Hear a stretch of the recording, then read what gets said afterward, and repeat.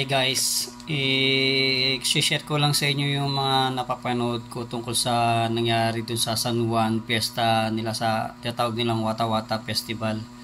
O kasi may mga experience din ako din na hindi maganda eh. Kasi minsan napadaan ako doon, talagang naaberya ako doon dahil muntik na nila mabasa yung marami kong dokumentong dala. Mabuti na lang na nag-aware sa akin ng minamamasa nga doon. Kaya ang ginawa ko, nagkapote ako. Kaya lang kahit nagkapote ako, talagang hinaharang nila ako. Hinihila nila kapote ko, babasahin yung loob. Ang sinabi nila, babasahin daw nila yung loob ko o magbibigay na lang akong pera. Eh syempre, pinili ko na lang magbigay ng pera kasi mabasa yung dokumento ko sa loob. Naku, napakaraming pa naman yung problema yun. Kaya yun ang sana yung ayaw ko sana mangyari. Kaya lang ito na nga, at buti nag-viral. Ito guys, panoorin natin yung mga video nila ang ginagawa nila sa San Juan.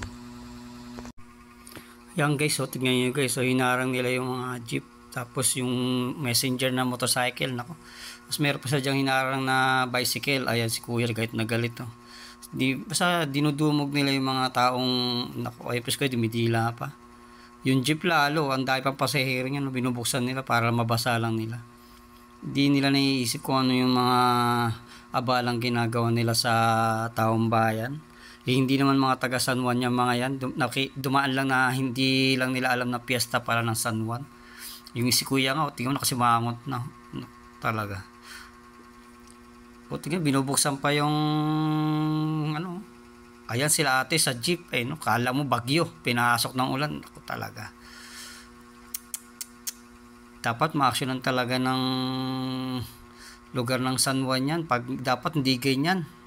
Laking perwisyon. Minsan kasi dumaan din ako dyan, hindi ko lala kung anong taon yun, pero talagang nagalit din ako dyan. Kaya lang wala akong magawa dahil mabubugbog ako pag ako nagalit katulad ng isang nangyari dyan, pulis nga, binasa nagalit sa kanila yung pulis, kaso di ba, pati pulis yan, ayan, pumalag yan, pagpalag niya, pinagtulungan siya, ganyan din dapat nagagawin. Kaya lang naisip ko,